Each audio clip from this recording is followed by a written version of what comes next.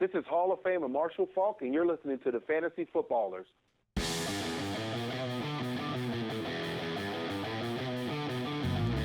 Welcome to the Fantasy Footballers Podcast, coming to you from the FantasyJocks.com studios with your hosts, Andy Holloway, Jason Moore, and Mike Wright.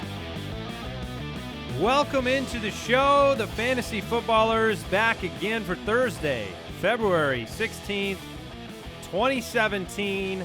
Excited to be here with you. A date that shall live in infamy. Really? February 16th, huh? Not just the date. For the fantasy footballers. You know it. I know where you're headed. Yeah. I know where you're headed. This is the official last recording of the show in our old studio. And what better way to commemorate that than Boys to Men? Yes. And if you're wondering how we're going to say goodbye, we're burning it to the ground. Wait. No one can use it. It's gone. Yeah, I that's brought a sledgehammer today. This is the unchristening event. It's the opposite. Yeah, of we're waving goodbye. And bigger and better things. We've got a new studio we're debuting next Tuesday. Whew, got to make you excited. I am excited. Yeah, it's going to be great. It's going to be great. Today, we have... Which means, when we talk about the studio, we realize the majority of our listeners are just that. They are listeners. And so the new studio makes no difference to you. It will just seem like the same, which is why you need to go and subscribe on YouTube. Yeah. Right? So go. This is a big moment. For those of you watching on the Fantasy Sports Network, or those of you on YouTube, you will see a new studio on Tuesday. There you go. And we'll be spreading our legs. We'll be comfortable. Mike won't be putting his feet up on the desk. What? Did I say spreading our legs? Yes. Wow, we already have an early winner for the Jason Moorism's Twitter account. This show bracket. just took a very sharp turn. Oh, man. For the worst. I really don't know what to We're say. going to burn it to the ground. I really don't know what to say at this point. What was I trying to say? We're going to be spreading our wings? No, not even Flying like an eagle? No. I don't know. You continue I don't know, to dig. like we'll have room to spread out. We'll be stretching our legs? Stretching our legs. Oh, there it is. That's a lot different. There you go. Those mean quite different things. We won't be spreading Well, them. come to the new studio where we'll be Gymnastics. Take two. Gymnastics. Take two. All right. All right, today's show we have trending or ending, which means we're looking at some of the storylines from 2016, and we're making some early determinations on whether we believe those trends will continue or whether it was kind of a one-year thing or a two-year thing. And so we're going to go through several of those storylines today. Yeah. Is it the new normal? Is it the new normal? That's a good way to put it.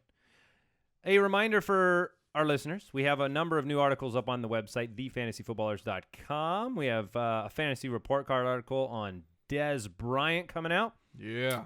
We have an article about players who will rebound by Corey Evans on the site and a number of other articles, so definitely check that out.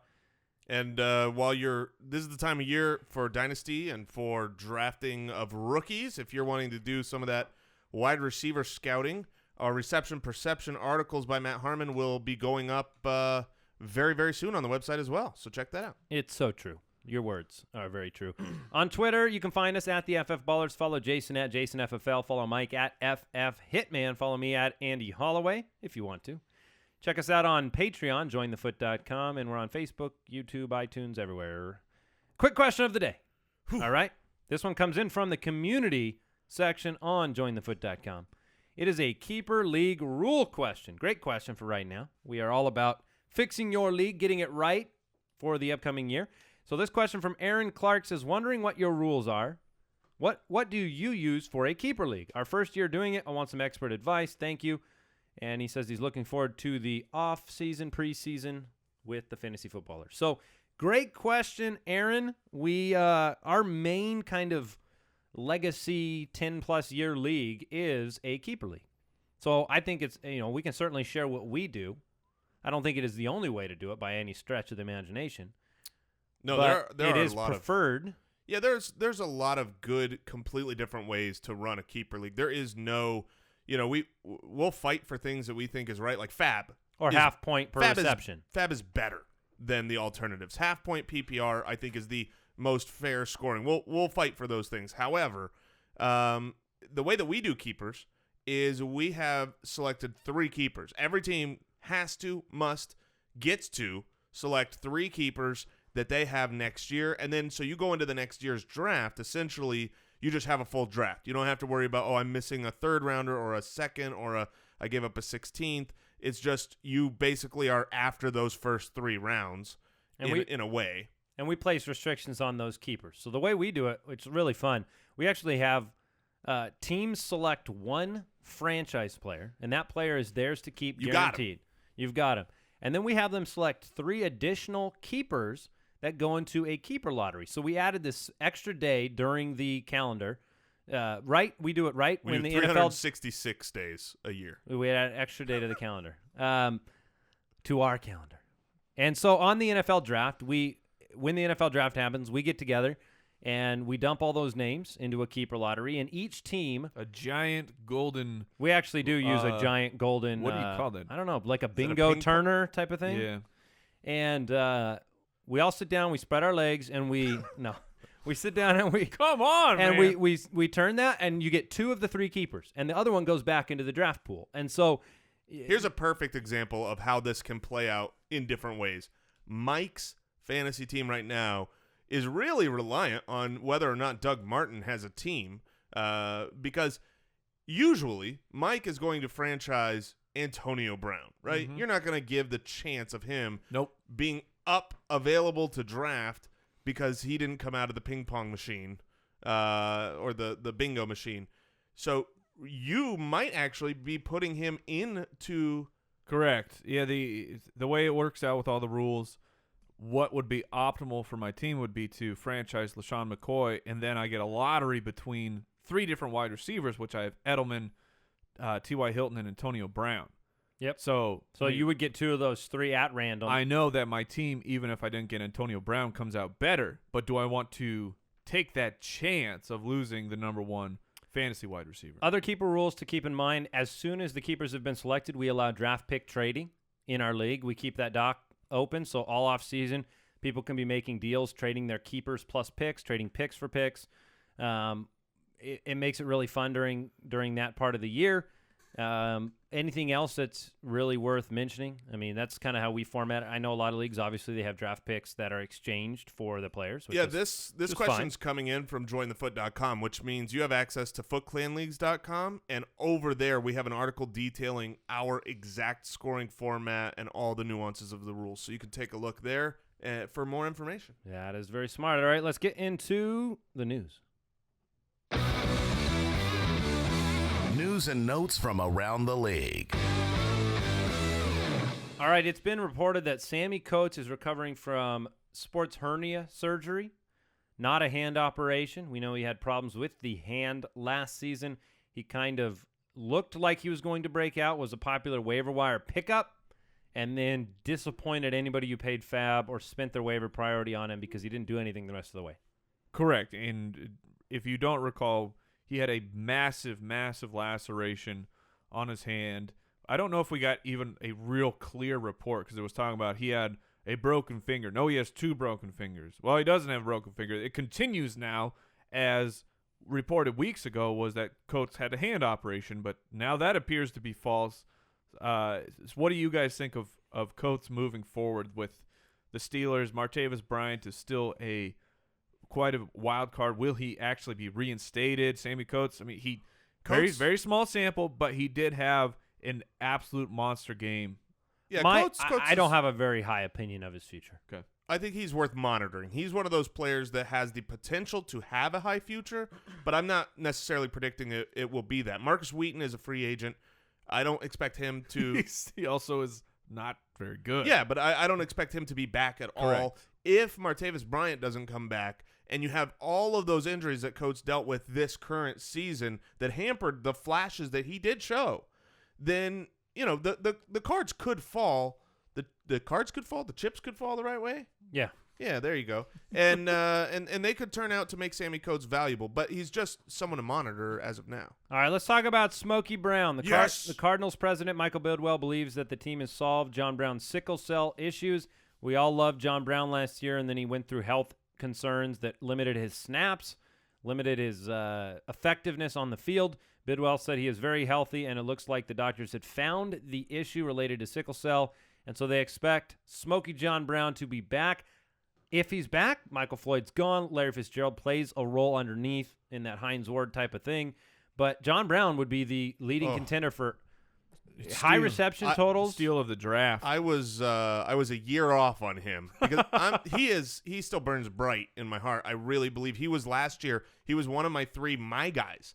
And I really believed that he was going to break out. And we whole season was ruined by the injury. Yeah, we had an episode a couple weeks ago where we wanted to remember things from 2016. And what I wanted to remember was that some of the guys that you liked, that you saw good things in, maybe they're 1 year away. And don't forget about these players. And where John Brown is going to be drafted this next year is going to be very low. He is not going to cost you a high pick. And yeah, I can't really see any scenario in which his draft position will be driven up. Right. Because he will not have the opportunity to prove before the season that he's healthy or that he'll be effective. And so I think his draft position will stay the same. Yeah, people are pretty down on Carson Palmer in general. From what I can tell in the fantasy community, they view him as a 15 to 20 type of guy. And so there is opportunity. I mean, we saw John Brown last year. Didn't he have a game with Yeah, he had he had a high reception total game. One monster game. So over or under 8th round for John Brown. He's going to be under or over, whichever one. He's going higher. to be 9th or higher. Yeah, he had a 10 reception game last year. 10 for 144. That was the kind of thing we saw from him the year before. But really from week 4 on, he was just pretty much non-existent in that offense as he was dealing with the sickle cell. I agree. I think he'll be a low draft pick. I think when Larry Fitzgerald – it's not like Larry's not there and so you're just waiting for someone to emerge and then move that one player up the draft board. This is somebody who, no matter what, will be drafted behind Larry Fitzgerald, maybe drafted behind a rookie that the Cardinals draft that has more of a pedigree or more notoriety. So John Brown, I mean, I can almost guarantee you he will be, barring new information, he'll be one of our steals of the draft in our ultimate draft kit. Yeah, and we've seen it before with players like Patrick Peterson, where they get a legitimate disease like diabetes, which John Brown had sickle cell this year, and he needed that whole year before he could actually get his body back to right. And then he had that down year, came back and his lights out. Victor Cruz. Apparently there is some interest from Denver to use him as a number 3 wide receiver. It's not really a fantasy relevant information when you're already struggling for relevance from, where to draft Emmanuel Sanders and Demaryius Thomas with the quarterback situation there. But Cruz showed me enough on the field last year to make me think he can come in and have a veteran impact the same way that, Anquan Boldin did in Detroit. I mean, I saw Cruz make some great catches along the sideline. I saw him show enough possession skills to still be a player in the league, but not a fantasy player. I think this is more of a product of I had tweeted this out last week or a couple days ago that the leading receivers in order for the Denver Broncos, you had Demaryius Thomas close to 1,100 yards, Emmanuel Sanders right around there. The third leading receiver on that team, Devontae Booker with 265 yards. Yeah, they went through a ton of different players. That's a situation. Yep. But that Cruz can do that. Cruz can come in and be that third Cruz guy. he'll give you 265 yards. All right. Hey, this is big news. Steelers expected to retain Ladarius Green. Nothing final, but it's being reported in Pittsburgh that the decision to keep him on the roster is likely. And so there will still be the upside curiosities about Ladarius Green. I certainly won't be using any of my draft picks on him. Well, I think you'll be able to get him at the very end of the draft. Sure. And I guess to me, that risk, going into week 1, that will be completely worth that risk. We saw what he can do. But would you rather have Eric Ebron with your? No. You would rather have Ladarius Green? I'd rather take Ladarius Green. You're crazy. Green over a healthy Ladarius Green, which that's a huge factor. I completely agree to that. Unicorn thus far. Yeah, but we saw what he can do for that team when he's actually healthy. It makes sense. Mike likes Jordan Reed and those type of guys. Yeah, high risk, man. High risk. No risk and no biscuit, my friend. Yeah. All right, what else do we got? The Rams have come out. Well, we'll talk about Todd Gurley. I'm not going to bring him up right now. We'll talk about him in trending or ending. And then we have reports that the Browns quarterback coach is a big Tyrod Taylor fan. So if Tyrod perhaps was cut by I think Buffalo, he could end up in. He'll end up a starter somewhere. I believe. I think he's probably talented enough to be a starter someplace. He's shown enough, and I don't know what the Bills did with their contract, where if they keep Taylor next year, they have to pay him over $30 million. It's crazy. That's not what I read. It's not? No. That's not what I read. Maybe, I thought the number was around 17. Maybe a guarantee turns into 30 or something maybe like that. Yeah, maybe the guarantee. Okay, I know that if they keep him, they do owe him a lot of money. I think I saw that his guaranteed money was number one. It does say that he got $9.5 million on signing, and another $27.5 million is guaranteed for injury only. So, well, regardless, right, big decision for Buffalo. All right, we're going to get into trending or ending, go through some of these storylines. Before we do that, I want to remind you, we announced this big news yesterday. The 2017 Ultimate Draft Kit is available for pre-order right now. You can go to ultimatedraftkit.com. You will get it at the bargain basement early bird pricing. You're not going to get it any cheaper than right now because we're putting that out there. The draft kit was a huge success last year. We had tons of reviews from people who used it, had great drafts, set that foundation. That's what we say. We set that foundation for your 2017 season, and this year we're adding to it. We took everything that was good last year, kept the price the same, all that stuff the same. But this year we reached out and we got Matt Harmon. Matt Harmon's reception perception, exclusive content that will be added to the draft kit. And so you will not be able to get that anywhere else. This is not going to be out there. This will be, that secret sauce information for you and your fantasy team. So check it out at ultimatedraftkit.com. We're also coming out with a DFS pass. You can read about that on there as well. Let's get into this very special segment. Mike has prepared a special draft.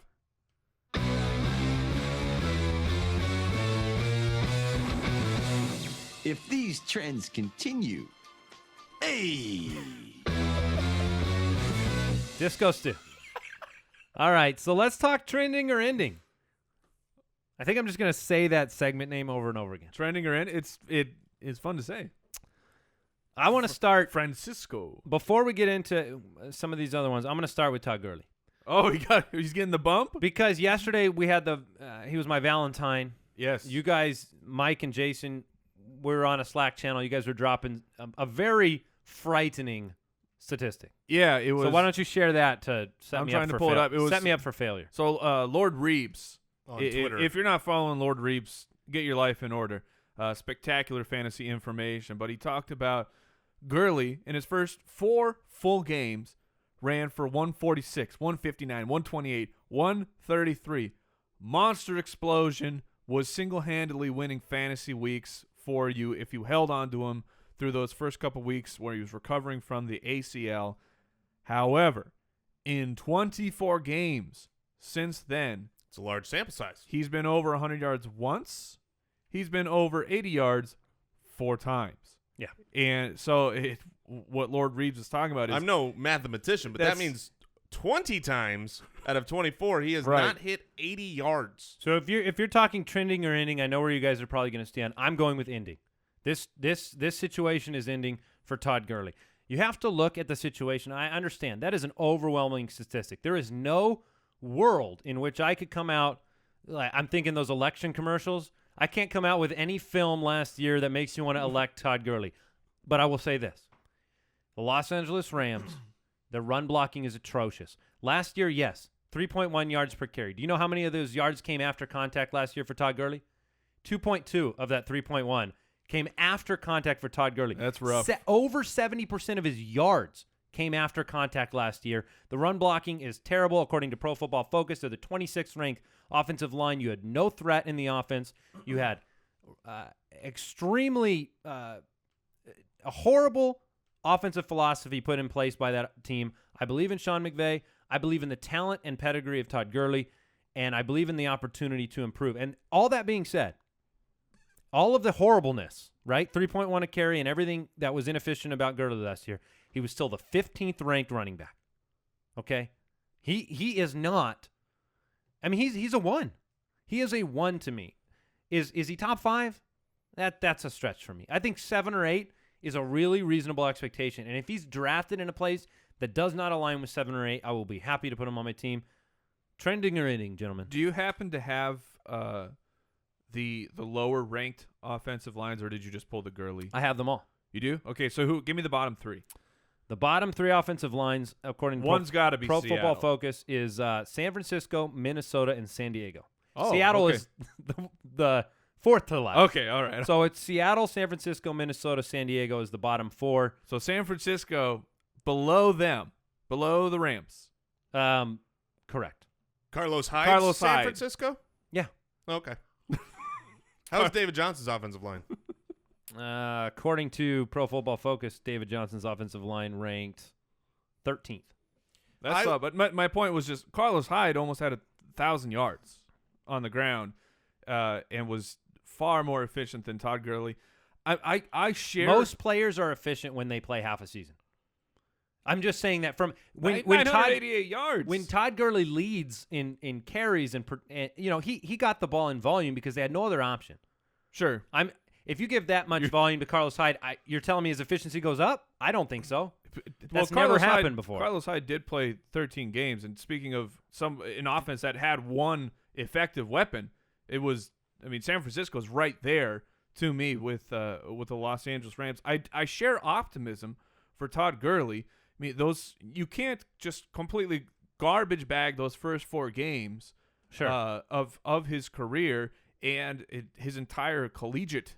No, I mean, all your arguments are right. David Johnson did a lot with a little. I just share a high concern, and to me, it's all going to be about that draft price. If people are going to cling on to that and say, "Hey, I'm still taking that chance in the second round," then he's not going to be for me because I think that the trend continues of him being in that 12 to 20 range. Yeah, I know that's a wide range, but I don't see him as a 1 moving forward. I think it is That's the fair. new normal. I would say the trends continue with Gurley because even though they did get rid of Jeff Fisher and they're bringing in a new head coach, a new offense, which has to help his offense. Has to help the Rams. I think that is good, but that doesn't automatically improve your offensive line. Like, what's going to change the offensive line between this year and next year? And when I went and I watched, unfortunately not as much as I wanted to, probably 30 runs. Unfortunately, I had to watch some Todd Gurley. Unfortunately, I had to watch about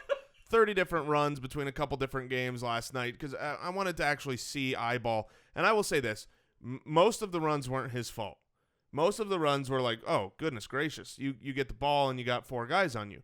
But there were, in those 30, probably 5 different plays where all he had to do was just beat one guy. Where there was opportunity, like every running back gets. There was an opportunity to just break this tackle, and you're going to gain, 12 yards. To outrun this guy, and you're going to gain 11 yards. And he didn't do it any of those times, none. And when I watched games, we are fans of the Cardinals. The NFC West, we are high on. We watch a lot of Rams games. He did not pass my eyeball test. He never looked special to me last year, ever, doing anything. And he's not that great a pass blocker. So I think this is the new normal for Todd Gurley. We disagree. I'm sure we'll talk about it all offseason. All right. Trending or ending the DeMarco Murray resurgence. He was the RB5 in 2016. He is a perfect follow-up because he was a player who bad system for him. Terrible. The mindset going into the draft. Let's put it this way. Could Todd Gurley end up being what DeMarco Murray was last year for fantasy owners? Somebody that highly doubted, coming off a bad season, turns it around? Yeah, there's that possibility. DeMarco represented a huge fantasy gold mine for somebody who took him where he went because he was the RB5.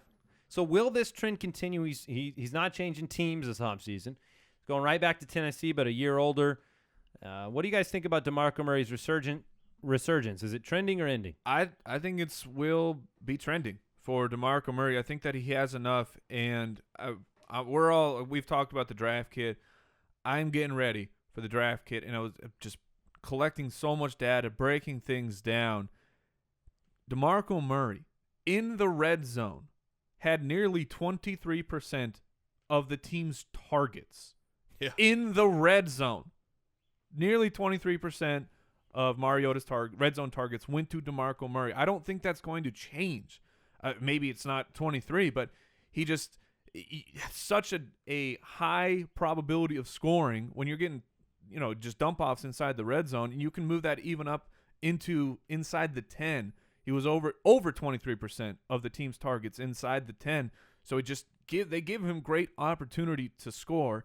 Plus, he's not in that Chip Kelly system. He doesn't need to run laterally all the time out of the shotgun. He can move forward. That's what he does. That's when he was great in Dallas. That's when he was great last year again with the Titans. I know that Derrick Henry, I expect Henry to get more involved. We saw that towards the end of the season, started taking away some of those goal line carries.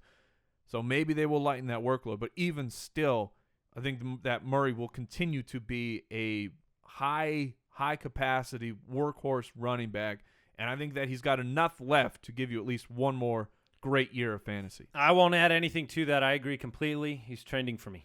The one thing I will say, because he was trending for me as well, coming into today, I believe in DeMarco Murray. I think he fits that system. But it is worth pointing out, because when I look back at DeMarco Murray's season, right, he was good front to back. He had a great year. There was no real issue. But when you actually break down his numbers, front half to second half of the year, he was the RB11. So it's not like he was bad.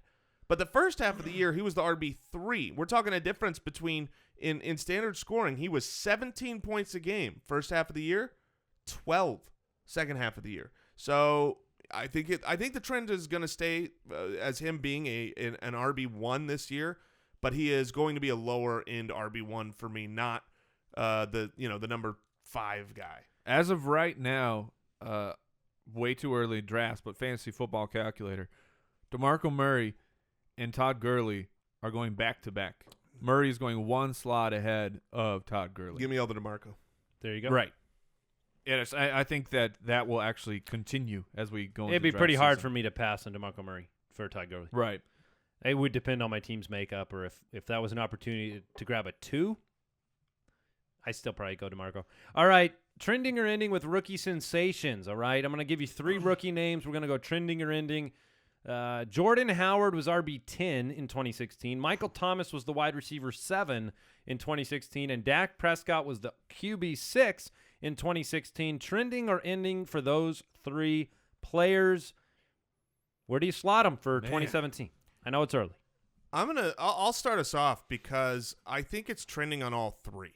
That might be the easy thing to say because that's all we've ever seen from them is a top 10 performance. But here's the rationale for why I believe it will repeat on all 3 of those guys.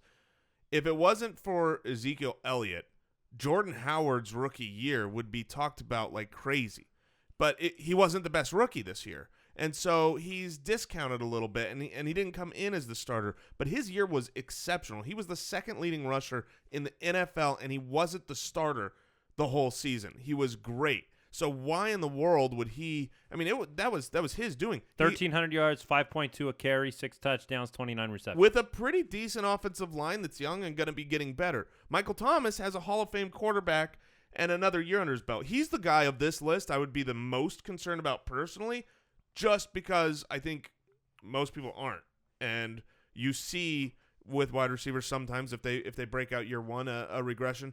Dak is like one of my favorite targets right now for next year. I think his consistency level at the quarterback is just unbelievable. Yeah, I love Dak as well, but it's not all just Dak. I mean, that offensive line, give me a quarterback who can just stand there for the majority of the game, gets hit very rarely, takes low amount of sacks because the offensive line is so great. I mean, he can survey the field. Then you throw in that he has one of the best wide receivers in the league in Dez Bryant. I think that Dak will continue to be that efficient quarterback. You're not going to get the volume. You won't get that Matt Stafford bajillion attempts, but I think that he will be very efficient with his attempts. So he continues to be a high level, that not top 3, but that nice middle of the pack QB1. Yeah, another thing just quickly to throw out there on his pass catchers. You know, when you talk about receiving running backs, I was blown away the other day to find out that the leader in the league for yards per reception at running back was not Tevin Coleman, was not Devonta Freeman. Yeah, Devonta Freeman were not these guys who had. It was Ezekiel Elliott was the number 1 yards per reception at running back, so he can break them big for Dak as well. All right. I would lean trending for all three. If I had to rank them, like, I'm betting my house and I need to pick one guy to stay trending, it's actually Michael Thomas for me. Right. I think I have most confidence in Thomas, then I would go Howard, then I would go Dak. I would not be surprised to see a small regression from Dak in terms of fantasy consistency, because nothing was prolific in the numbers. It was just kind of a conglomeration of consistency across the numbers. So if Dak ended up QB 13 or 14 next year, I really wouldn't be surprised. He might be just fine as a real-life quarterback, maybe not as a fantasy. But that's just my opinion. If I had to handicap those three. My worries for Jordan Howard are, unfortunately, they're not Jordan Howard related. They are the past trends of what has happened for running backs like this. You had a couple years ago, Jeremy Hill, the monster breakout, completely fell apart. Todd Gurley, monster breakout on a bad team, fell apart. Jordan Howard, monster breakout. Now, the Bears they're not a good team. Not yet. They don't even have a quarterback at this time. Can he continue? I mean, watching him, you have to think he can. He looked like such a beast, such a powerful man. 18th ranked offensive line, according to PFF. Yeah, and that's not elite. That's not top terrible. Half, really. So I have I don't want to have concerns about Jordan Howard, but unfortunately, because of recent history, that's digging into my opinions of him. Yeah. All right. Trending or ending the decline of Cam Newton. He went to QB 19. Oof. Will he keep trending downwards, or will that end and he'll return to a QB 1 level next season? Because that's really what people need to know. So Cam Newton, man, Cam Newton is so interesting of his numbers. So you had the MVP season. His numbers were not that different than his career. His passing yards that year, I mean, they weren't even the highest of his career, 3,800. However, 35 passing touchdowns. Before then, his career high was 24. So he took a massive outlier leap up into the mid-30s. You pack on top of that he had 10 rushing touchdowns when he had been averaging. He had 5 before that in 2014, 6 in 2013. He's not a great passer. I mean, his completion percentage for his career is 58.4. If you took that completion percentage and you took away, or you just gave that to another starting quarterback for, we have 6 years of data now for Cam Newton, that quarterback will be out of a job. Now, luckily, Cam Newton is a great football player and can run and can do all these other things. But as a passer, he has to improve. He has to improve these mechanics. He relies so much on his athletic freak ability of, I'm falling over backwards, I'm just going to lob it up in the air because I can. Unless I see that improvement of the passing, I think that this is what we expect from Cam Newton, where if you track his actual QB1 performances, why I was concerned about him 2 years ago, because he was either QB1 or he was garbage. He would boom or he would absolutely destroy your team. So that's why I expect from Cam Newton moving forward. All right, so you're the trend of Cam Newton being a lower tier quarterback. It's just a quarterback is that what you believe. I don't want maybe the end of season numbers are okay for Cam, but I'm off. I want to pause real quick. I don't know if you guys saw this yet. I just wanted to throw it out there. It's always fun. Mel Kiper's mock draft 2.0 came out.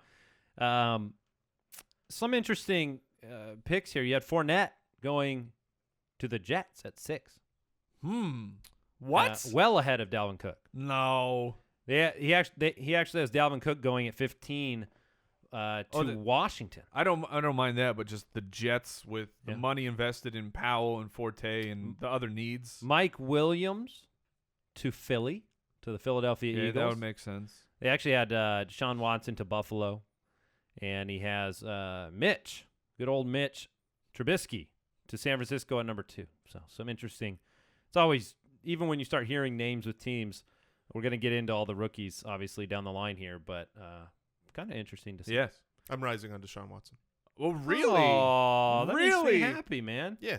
It's funny because I think he could go to number 2. I'm probably going slightly the opposite direction just because of not because of Now after hearing you're rising, I'm right, out. no, just because I'm worried about him staying healthy in the NFL. But otherwise, I think the talent's there. I just don't know if he'll be able to. I see him as a better version of Teddy Bridgewater, and so I think health obviously Health has has no not worked concern. out for Teddy. Trending or ending? Trending or ending? Jeremy Hill. Here's the trend for Jeremy Hill. 2014, he was the RB10. 2015, he was the RB15. 2016, he was the RB22. So the question is simple. Will he keep trending downwards? You're moving. If this trend continues, you're talking about a running back 3 next year at best. I don't think it does. I'm going to say that the trend is bucked here. Now, that's assuming that they come back next year with Gio and Jeremy Hill. Obviously, new information like them going out and drafting a running back. And They'll really sign saying, somebody for sure because Rex Burkhead's a free agent, so they'll either bring him back or sign some name that makes people scared and might drop draft position of right. But Jeremy Hill. I'm saying if they use a second-round draft pick on a running back, where it's okay, you're saying now that they're investing and it makes a move. I don't think that Jeremy Hill is going to continue his downward trajectory. His opportunities are great, and we saw this year he was, he played through a lot of injury and had to because Gio was gone. Didn't look quite the same, but I don't believe that he continues trending downward to an RB3. I think his value, his ADP will continue traveling downward, and I think the value that you could get if you can get a Jeremy Hill later, which I think finally we're going to be able to get him late. I'm talking, after the 5th round. The value of a guy who gets the work near the goal line is valuable. Last year I talked about LeGarrette Blount. When you've got the opportunity, is he the new Joique Bell? 2 straight years of under 4 a carry. No, because gets the goal line. Well, I guess carries? let's ask: do you love him? No. Then he's not the new Joique Bell. Here's the thing that's interesting to add to your point. I think your point's spot on. I think there's every chance that he could be a top 20 running back. I don't think he's prolific. I don't think he's a running back 1. But he's been 9, 11, and 9 touchdowns because who else is going to score? I mean, Andy Dalton, A.J. Green, that connection will be back next year. I mean, it's kind of crazy. Jeremy Hill's had exactly 222 or 223 carries all 3 years in the league. That's what he gets. He certainly didn't do what he did year 1 the last couple of years, but I think he's a top 20 guy. I'd put him at 17, 18. He had 62.5% of the rushing touches from inside the 5. That puts him at 16th. So, that's actually kind of surprising for me.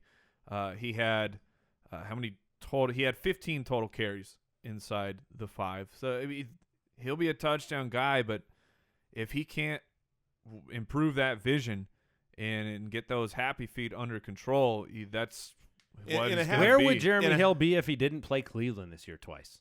That's what I want to know. That his Cleveland game was bananas. 9 for 168 and a touchdown. He didn't. I mean, his 2 Cleveland games are his only 2 100-yard games of the year. Okay, that's it. Well, what was he on the Broncos game? He got 97 yards and 2 touchdowns. Because he torched. 50. Yeah, he had a 50-yard. He torched him.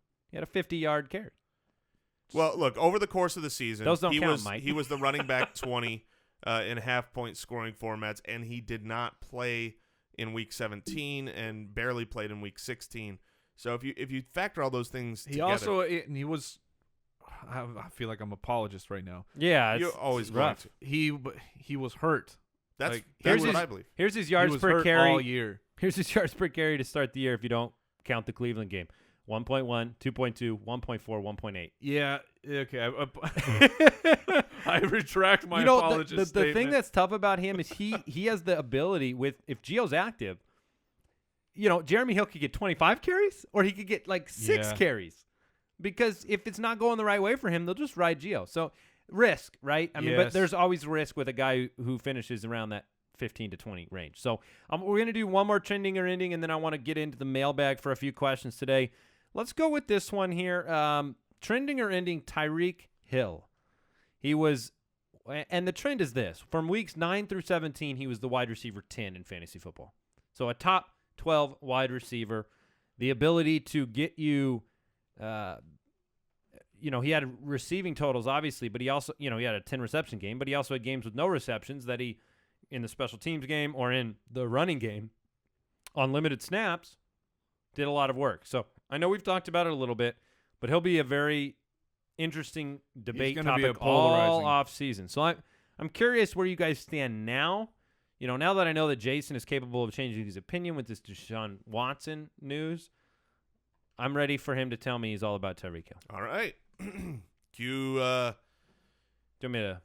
Yeah. What, you want some diary? Sure. Oh, Dear Diary, I have said some slightly disparaging things about Tyreek Hill. you're a hurtful man, Jason. I think he is an extraordinarily talented, fast player. Oh, great. But I'm not taking back any of what I said because Tyreek Hill still is a wide receiver who doesn't catch the ball much. What? That's ridiculous. What do you mean that's ridiculous? 10, 4, 9, 5, 6.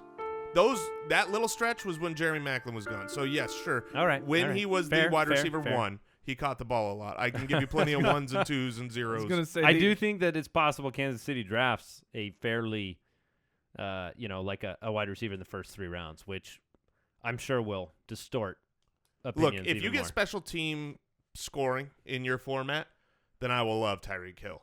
But if you don't, I'm not going to put – his draft stock is just soaring right now, and I'm not going to waste it on a guy that has so many of his plays rely on the big home run touchdown and, special teamwork. And, he was near the top in total yards, on the season, like all-purpose yards. And I think he was over 1,800. But his actual receiving yards were like 500. Let me put I'll give you some numbers on Tyreek Hill real quick. I was going to ask you as well. Some of the guys going behind him. Tied for 55th. 55th in targets. 42nd for receptions. This is all great. To me that He finished wide receiver 10 right in the second half of the year with those numbers. It's because he wasn't doing it as a wide receiver. Yeah, I mean we're looking at the exact same data, just differently. Jason and I are looking at it from that unsustainable situation, and you're looking at it as, well, if his targets and receptions go up, then he automatically improves and becomes. But he's not this a great stud. route running he wide just- receiver that. He's a very – I think you guys are being very – and you can bend it either way you want. But he's 40% of the offensive snaps on the year and ends up wide receiver 10. He wasn't even starting. You said, right? Okay, when he was a starting wide receiver without Maclin, look what he did. Yeah.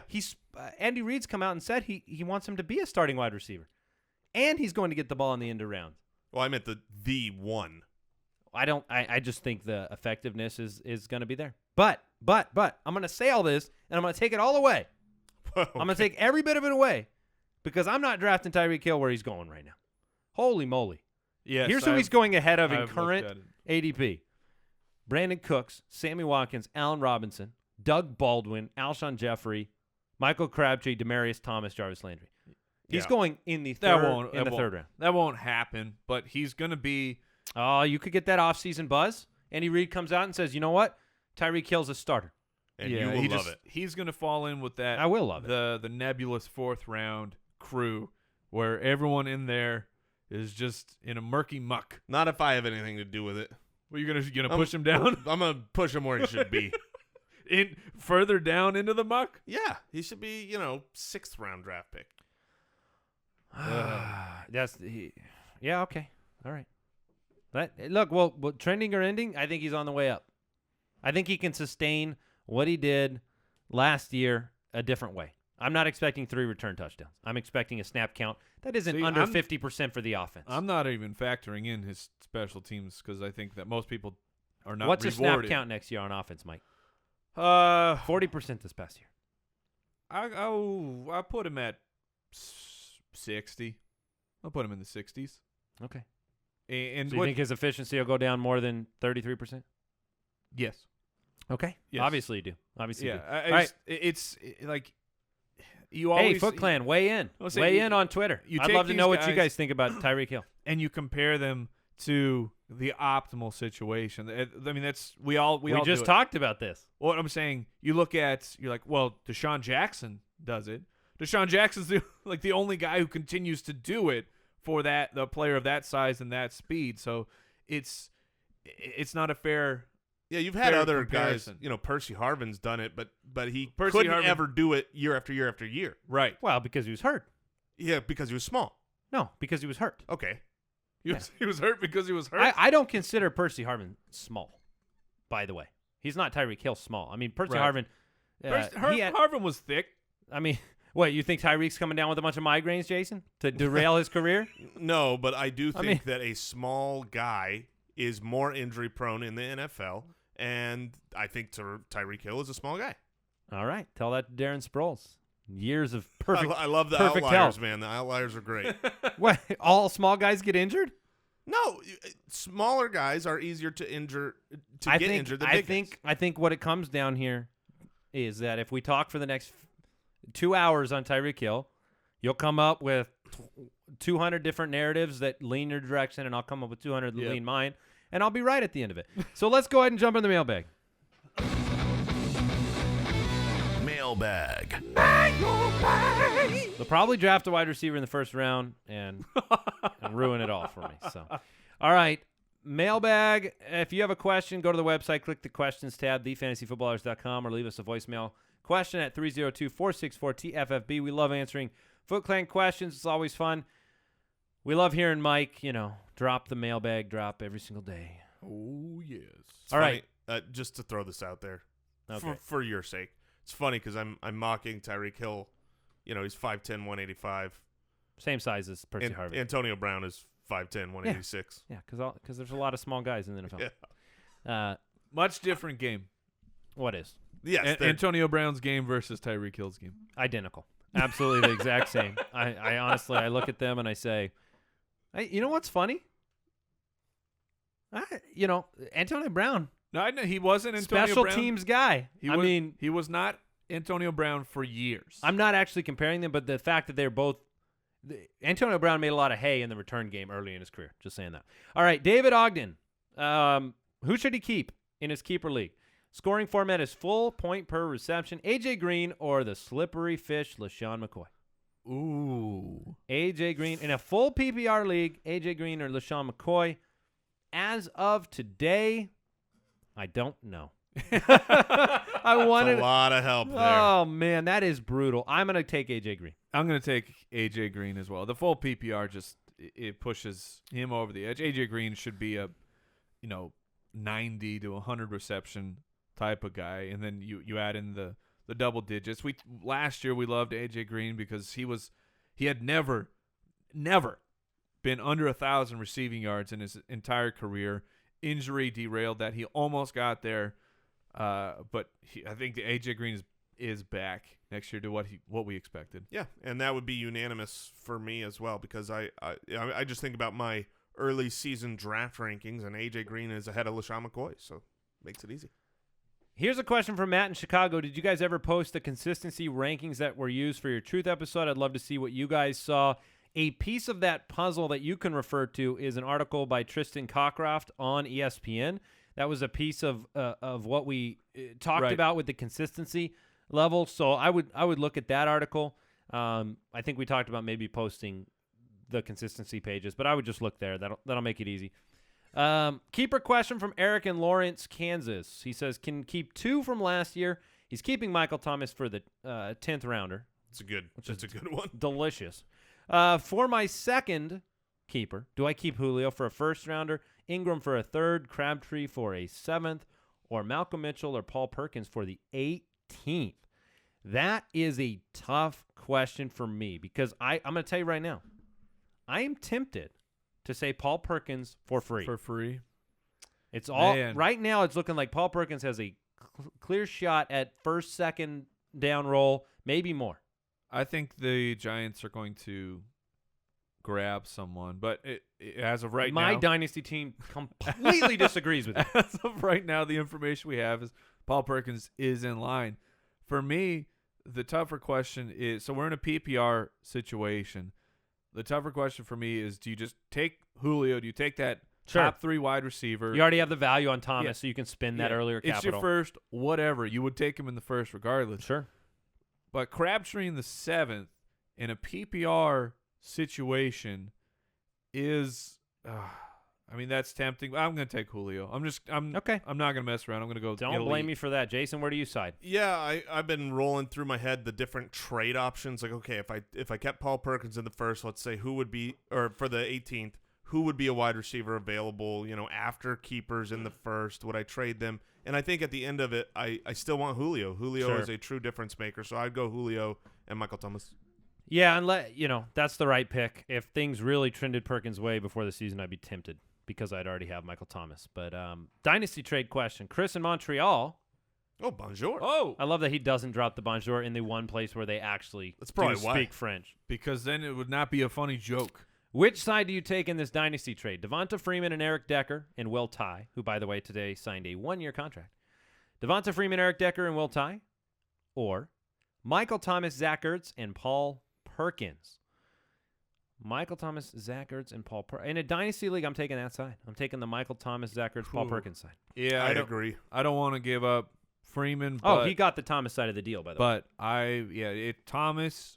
Oh, and I glossed over Ertz there. Yeah. Have a young look. All 3 of those are young, upward trending players, and for the tight end and the wide receiver, you've got much more longevity there than the best player on the other side of the trade, which is a running back in Devonta Freeman. I love Devonta Freeman. I've been trying to get him, but you have, I think, the better players and the better longevity.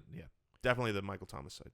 All right, multiple league question from Christian in Los Angeles. He says, how do you guys manage being in more than one league simultaneously as it presents a few issues, like owning OBJ in one league and your opponent having him in another league? Do you draft to go after similar players in each league to keep things consistent, or do you just grab whoever and hope for the best?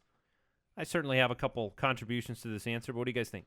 I go with the strategy of I generally grab whoever. I grab the best for my draft strategy. I'm guessing that ends up being the same players. Frequently, it will end up being a handful of players on the same teams, but I get it, man. It's rough when you are so jubilant yet so destroyed when a player scores a touchdown, and then you get in those really funny, precarious situations where, okay, I need Odell Beckham to score between 15 and 17 points so I can win in both leagues. But it's just something that you have to deal with. Yeah, at the draft, you're drafting for your best team.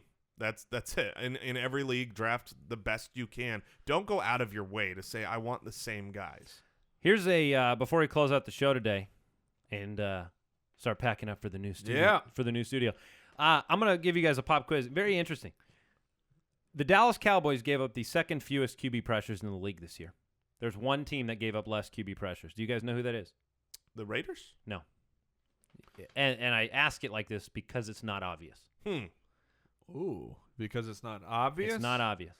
Man, I would need a list of teams to go through, so I'd Nothing. Bay? It's Philadelphia. The Philadelphia Eagles offensive line gave up less QB pressures than even Dallas. They were second-ranked offensive line. They could not do what Dallas did in the run blocking game. Right. But it's interesting when you look at the success and growth of Carson Wentz, the future. So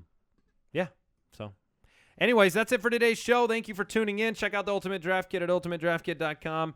Visit us on Twitter at the FF Ballers. If you got questions, you want to talk with us, we will be there. And next week, make sure you go to YouTube, subscribe to the show, check out the new studio. We're excited. It's going to be a great 2017. Andy, Mike, and Jason with you all year long. Have a good one, everybody. Yes, and head over to fantasyjocks.com. The promo code is Footballers. Check out the show after the show on YouTube. Goodbye. Goodbye, studio. Thank you you for listening to another episode of the Fantasy Footballers Podcast. Join our fantasy football community on jointhefoot.com and follow us on Twitter @TheFFBallers.